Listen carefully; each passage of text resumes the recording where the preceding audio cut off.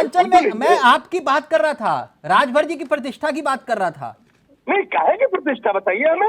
हम काहे चुनाव की लड़ रहे, मतलब? हम हमसे लड़ रहे हैं। परिवारवाद के कोटे से आपने टिकट हासिल किया। एक मिनट, परिवारवाद के कोटे से आपने टिकट हासिल किया और आप कह रहे हैं कि प्रतिष्ठा दांव पर नहीं है? आपकी तो प्रतिष्ठा पूरे दांव पे लगी हुई है। देखिए, अखिलेश यादव चुनाव लड़े, परिवारवाद नहीं है।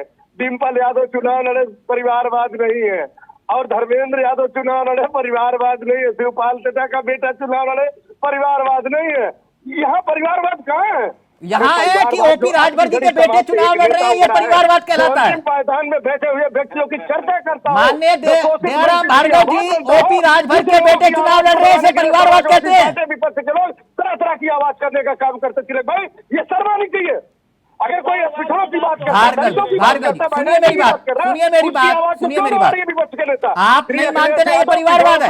स्वयं नेता बनना चाहते हैं। आपके नजर में ये परिवारवाद नहीं है ना? राजभर जी के बेटे चुनाव लड़ रहे हैं तो ये परिवारवाद नहीं है।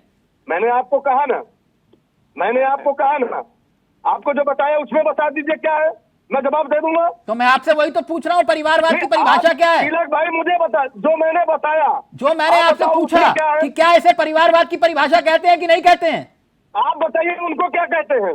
तो उनको क्या कहते हैं कि बेटे को टिकट दिला दिया, उसको क्या कहते हैं? इसको क्या कहते हैं? खुद स्वयं लड़ो, पत्नी लड़े, चाचा का बेटा लड़े, भतीजा लड़े, भतीजा के सगे संबंधी लड़े, इसको क्या कहते हैं? तो मतलब आप कह रहे हो ये करते हैं तो हम भी करेंगे।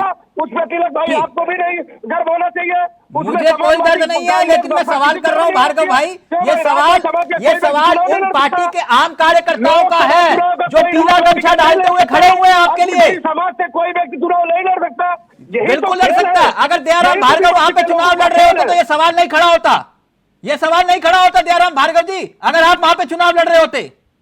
देखिए, मैंने आपको कहा ना जी, मैंने आपको कहा ना, क्या जो राजनीति में दल के साथ में और रोड मैप में, क्षेत्र में और जनता के बीच में रहता है, उसको चुनाव लड़ने का हक है। तो साहब मैंने आपसे सिर्फ यही कहा ना, तो फिर परिवारवाद की परिभाषा बदल दीजिए। नहीं, मैंने बोलिए कि राजभर जी अपने बेटे को चुनाव लड़ाएंगे तो वो परिवारवाद नहीं कराएगा। चुनाव लड़े, परिवारवाद नहीं है। इस वक्त देश की जनता आपको सुन रही है जी।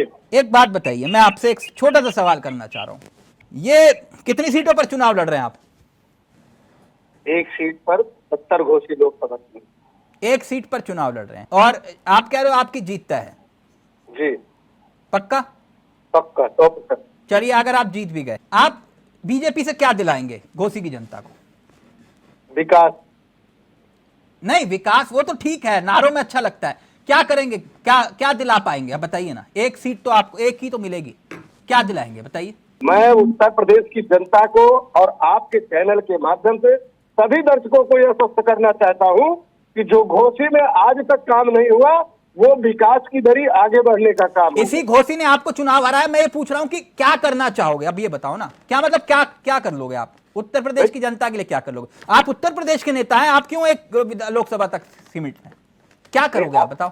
आप बताइए। हाँ, हम ये जानना चाह रहे हैं, भारतीय जनता पार्टी से हमें एक सीट मिला चुनाव चिलखड़ी पे। हाँ, 70 घोषित लोकसभा से चुनाव डॉक्टर अरविंद राजभर जी लड़ रहे हैं और 100% जीत रहे हैं। हाँ। विपक्ष कितना भी चिल्लाए, हमें मैंने आपसे पूछा कि क्या करोगे, आप क्या करवा सकते हो? आप देश के नेता हैं, आप बड़े नेता हैं, आप सीधा डायरेक्ट आला कमान से संपर्क में हैं, तो आप क्या करवा सकते हो, ये मैं पूछ रहा हूँ। विकास की जो योजना है उसको लाने का भार्गव जी ऐसी बातें नहीं, ना ना ऐसे अच्छा नहीं लगता, आप सीधा सीधा बोलिए क्या करवाओगे आप? कराना क्या चाह रहे बताइए तिलक भाई। मैं बताता हूँ जी, मैं बताता हूँ क्या हो सकता है जी। आप हर मंच पे कहते हो कि हम जातिगत जनगणना के पक्ष हैं, करवा दोगे? बिल्कुल, मैं तो जातिवार जनगणना के पक्ष में हूँ, हमारी पार्टी पक्ष में है। नहीं करवा सकते हो आप? बिल्कुल, हमें मेजोरिटी में हम जरूर कराएंगे। करवाओगे आप? बिल्कुल। एक सीट पे तो चुनाव लड़ रहे हो, मेजोरिटी का क्या मतलब? सुन लीजिए, सुहेल देव भारतीय समाज पार्टी का विजन है। हाँ, जब तक अंतिम व्यक्ति को पायदान पे न्याय नहीं मिल जाएगा, हम लड़ाई लड़ते रहेंगे। और अगर जातिगत जनगणना करवाने के लिए मना कर दे बीजेपी, फिर?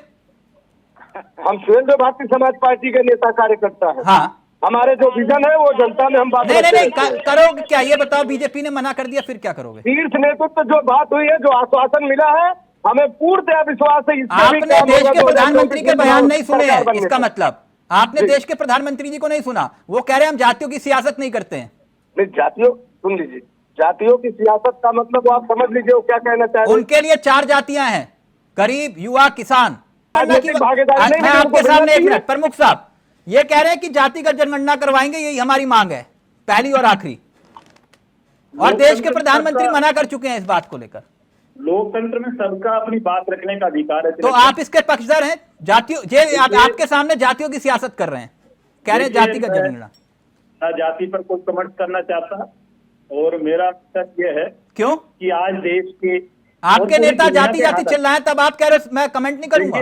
जो माननीय प्रधानमंत्री जी आपके सामने भार्गव जी ने कहा जातिगत जनगणना करवा के रहेंगे, आप बताइए उनको। भार्गव जी का काम है वो, भाई वो अपनी जगह ठीक है, उन्हें जो तो ये जातियों की सियासत कर रहे हैं कि नहीं कर रहे? जो देखिए वो अपनी जनता के लिए जो अच्छा समझते हैं। आपके सामने वो बोले जातिगत जनगणना होनी चाहिए, हमारी एक ही मांग है।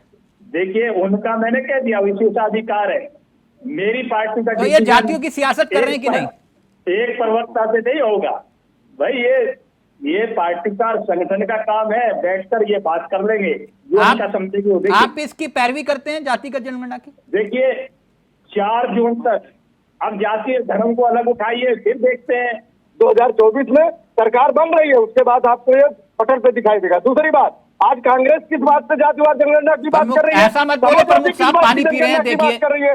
अरे हम तो सीधा ठोक के कहते हैं कि होना चाहिए। जितनी जातियां एक सांस में ओपी राजभर जी गिनवा सकते हैं, कोई माइक का लाल दूसरा नहीं है जो गिनवा दे एक सांस में।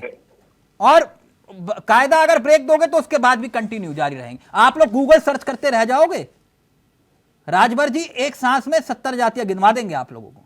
गलत तो नहीं कह रहा ना भार्गव जी? ये जमीनी नेता की पहचान होती है, आप लोग गूगल करते रह जाओगे। आपसे पीडीए कहोगे, वो असली पीडीए वाली कहानी जो है घोसी में पढ़ा देंगे सबको तिवारी जी। समझ रहे हो ना मेरी बात? आप मुस्कुराओ मत, यही है राजभर। प्रमुख साहब 1 मिनट, अभी ऑडियो नीचे है सर, 1 मिनट, गुस्सा मत होइए। 1 मिनट प्रमुख साहब का ऑडियो उठाइए। जब तक आपकी सरकार रही ऐसे कराते थे, अरे शर्म चाहिए, सही पर ना बोलते करते रहते। प्रमुख साहब आप गुस्सा शांत करिए, गुस्सा शांत करिए, अभी गुस्सा शांत करिए। 1 मिनट, अब भार्गव जी का ऑडियो रहेगा सिर्फ।